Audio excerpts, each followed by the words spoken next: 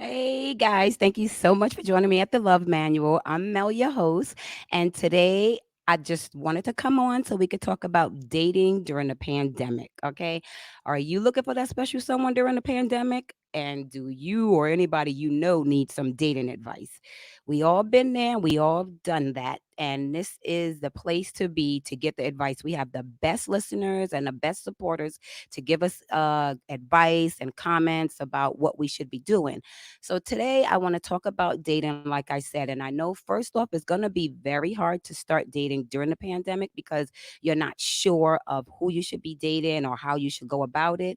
But it's still important to move slow. If you guys stay tuned, I'm going to tell you guys the 6 stages of the dating experience that couples face. And we all been there, we all done that, like I said. And it's important to move slow during this process, especially when you're dating during COVID.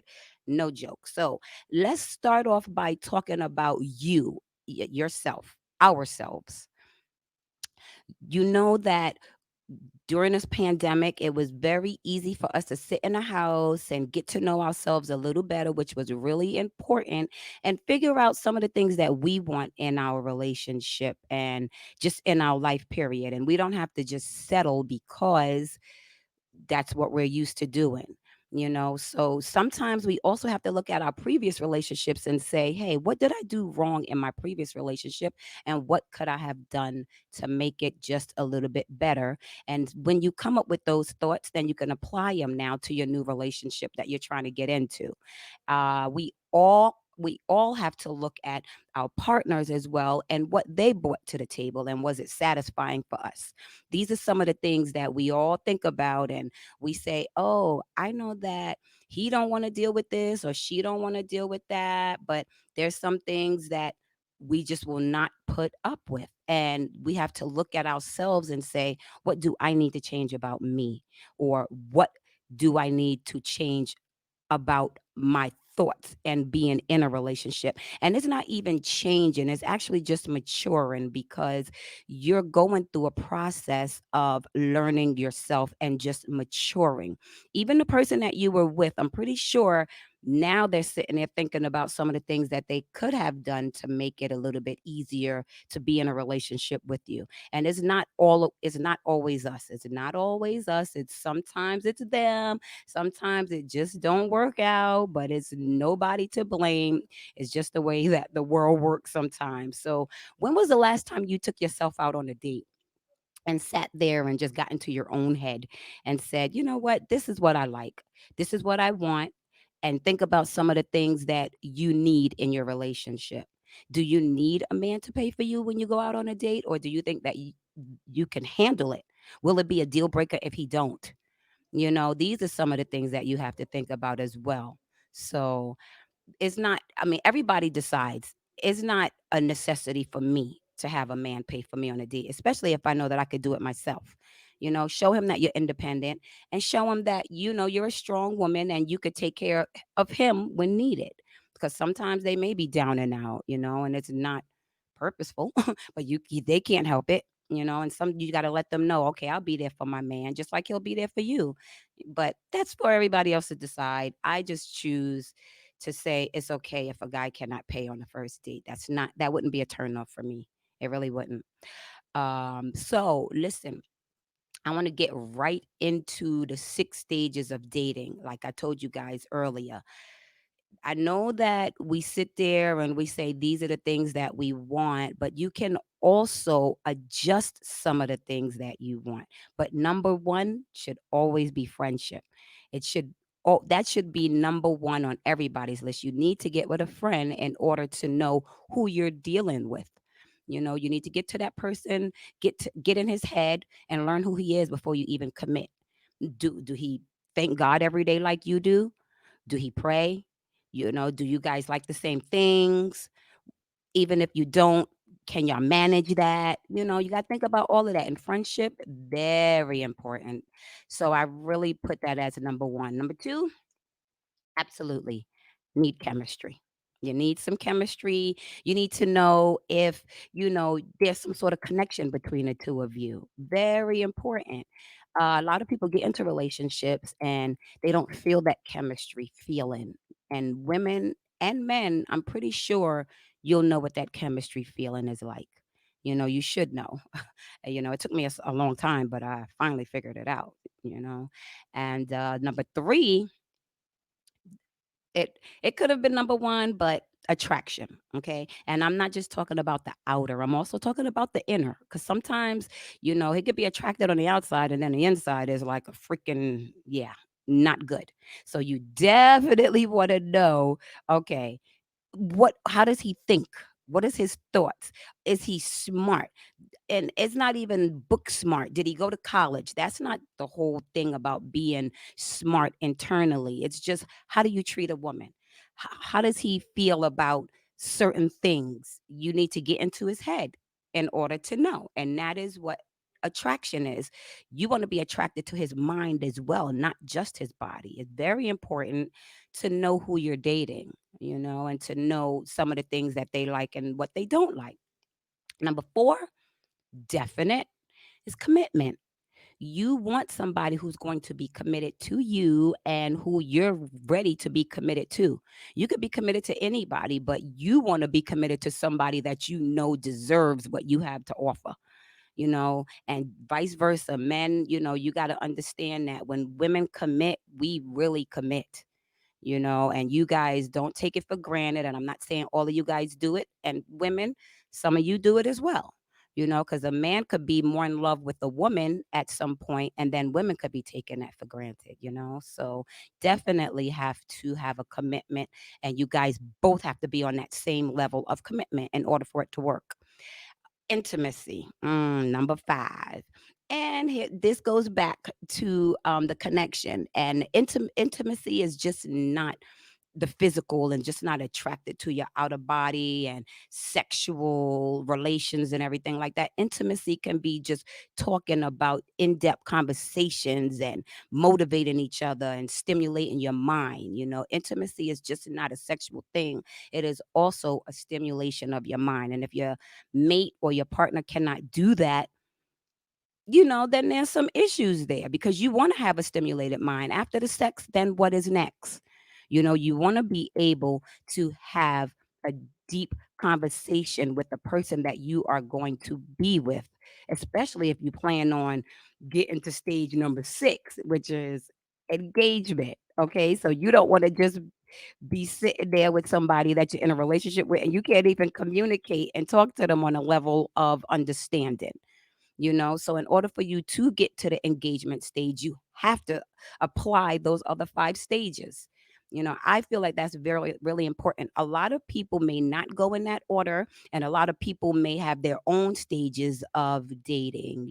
But I think that in order to get to the engagement stage, which is number six, you have to go through all of those other stages: friendship, chemistry, attraction, commitment, intimacy. Then that will all lead up to that engagement. And like I said, anyone could get engaged. It's the substance of your engagement that will keep you motivated enough to stay committed. So I really hope that this helped you out. And I am happy to speak about these types of topics because we want everybody's feedback and we want everybody's comments and we want suggestions. If you have any suggestions about dating during COVID. And another thing that I do want to talk about is how you're going to date during COVID.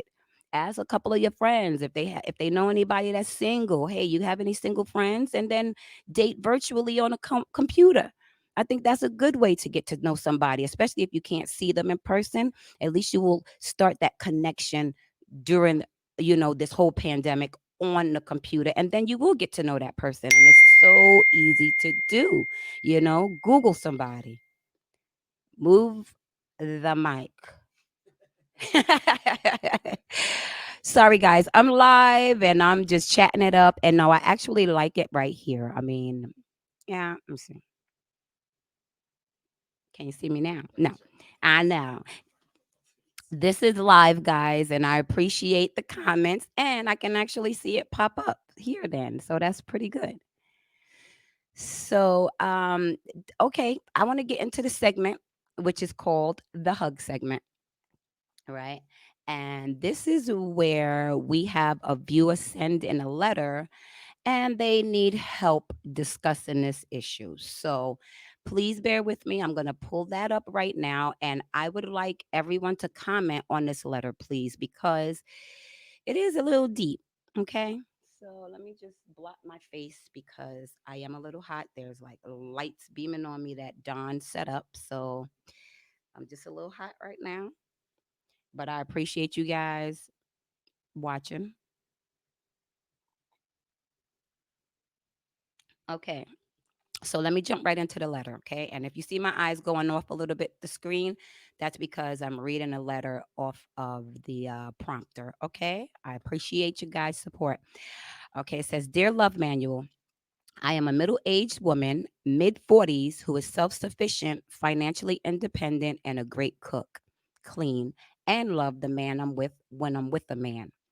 I am so looking forward to falling in love, getting married, and enjoying life one day with the type of man that I have prayed for. But I feel that my heart is numb due to my previous long term relationship. It seems that it's hard for me to open up to other men due to me not fully moving on from my ex. We're still good friends, and I think that's a part of the problem. I'm stagnated. It's definitely a codependency on my part. I know what some may think, but I'd say there's no getting back with my ex. We both moved on in respect to a relationship between us that is more than friends. We have both engaged in other relationships, but always find ourselves back in each other's company. I'm curious as to what the hold is about. I have even asked God. It's kind of scary, actually. I'm wondering if I will ever actually let him go. I'm thinking it could happen if I find that special man to break the codependent bond. Don't know for sure, but I would like to know if there is any advice that you or your viewers and listeners would have to offer as to how to move on in this situation. Please, please help me understand. Signed, love him, but we're still friends and I'm stuck.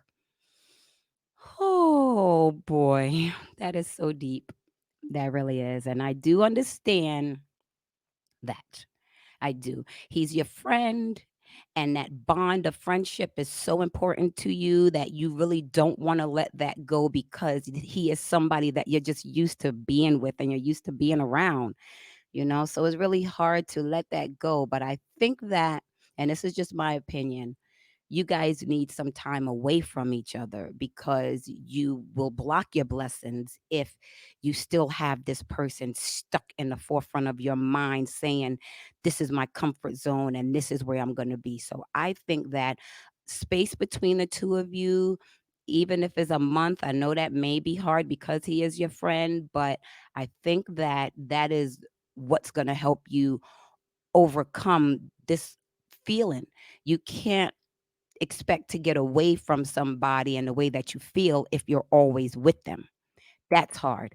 And I know that he's your friend, like I said, but you have to try to break that off, even if it's just for a month to see if, okay, you know what? I'm not going to see this person for a month. Let me see if this is the way that I want it to be for the rest of my life. You have to think about that.